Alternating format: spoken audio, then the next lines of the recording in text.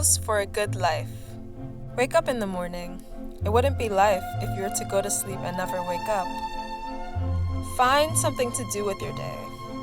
This could be work or school, or if you're unemployed, a 7-hour gaming session. As long as you can put food on the table, I guess. Don't take advice from people who don't know what they're talking about. Anyways, touch grass. I know you need to. On that note, walk the dog. Even if you don't have one, just make believe. Be like, come here, Rufus, even if Rufus is not there. Become friends with people. And if you can't do that, accept the fact that you have no friends. Be amazed at the fact that you have access to the entirety of human knowledge at your fingertips. Despite all that knowledge, use the internet to watch cat videos instead. Come to the realization that most of the people from your past are gone and you'll never see them again. Be okay with that somehow? Get your weekly fix of an overpriced sugary drink. Try and be grateful, even if it seems impossible. Think about how in the grand scheme of things, nothing that you do matters all that much, and we're all tiny compared to the vastness of the universe. Get a cool haircut. And finally, accept the fact that no matter how many rules you follow, there's nothing that guarantees you'll live a life even close to the one that you wanted. Dear Jay, the days must have felt so long for you, but in reality, they were painfully short, weren't they? Moment to moment feels like an eternity, but the years, not so much. You're still young now, maybe 6 or 7 years old. It'll never occur to you that one day you'll get old. Never forget the times you spent in the light, waiting to see how everything ultimately turns out. Young and naive you were, basking in the summer heat and making promises you could never keep. Running around without a care in the world for what life could possibly be. Dreaming of the good days that were yet to come, where you promised yourself that you would always live life with open arms. A life where you could be proud of all your accomplishments, and where putting in the work was easy. You were a good child, and you lived a life that was true to yourself.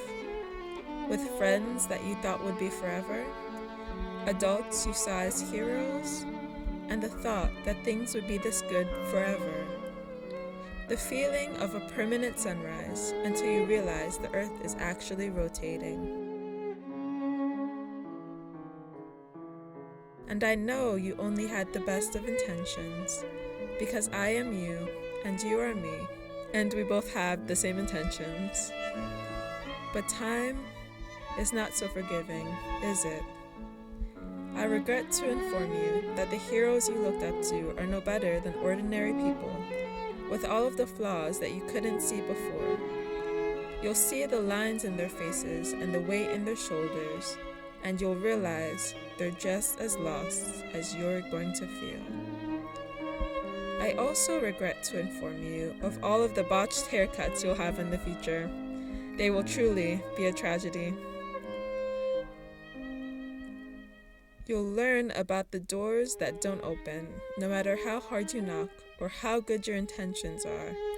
There will be seasons where the summer heat you'll love so much feels oppressive rather than warm, where the forever friends become ghosts in old photographs. And the promises you made to yourself start to feel like heavy debts that you can't repay. I want to tell you to hold on tighter, but the truth is, you have to let go. You have to let the perfect life you pictured burn down just a little bit. It's the only way to see what's actually underneath the fantasy. I spent a long time being upset with you. I was upset that you didn't save more, or study harder, or that you let those forever friends slip through your fingers like sand. I treated you like a failed investment, but looking back at you now, I realize I was the one who was wrong. You weren't failing, you were just practicing. You were practicing how to hope. And honestly, that's the hardest skill of all. It's easy to be cynical when the world shows you its teeth. It's much harder to be that kid who packs a suitcase for a trip they aren't taking yet. I've spent so much time trying to be realistic that I forgot how to be expectant. I forgot how it felt to wake up and assume the day had something good hidden in it, like a prize in a cereal box. So, about those botched haircuts, they're the best part of your story now. The failures gave us a sense of humor. If we had actually been perfect, if every door had opened and every cavity had stayed away, we would be insufferable. We'd have no stories to tell at 2 a.m. We wouldn't know how to comfort a friend who's falling apart because we'd have no idea what falling apart feels like. The perfect life you pictured was a flat, boring landscape. The life we actually got? It's got jagged mountains and deep valleys, and yeah, a lot of weird hair choices along the way. But the view from the peaks is better because we know exactly how much it costs to climb them. I want you to keep making those promises you can't keep. I want you to keep basking in that heat until your nose peels. Don't worry about the earth rotating just yet. Let it stay still for one more summer. Because I've realized something. You aren't just a memory I'm visiting. You're the foundation I'm standing on. Every time I find the courage to try something new, it's because a little piece of that 7-year-old is still inside of me, whispering that it might just work out this time. So, live your life. Be naive, be messy. Just don't forget, I'll be here, a decade down the road, waiting to catch you. I'm not the hero you pictured, and you aren't the masterpiece I thought you should be.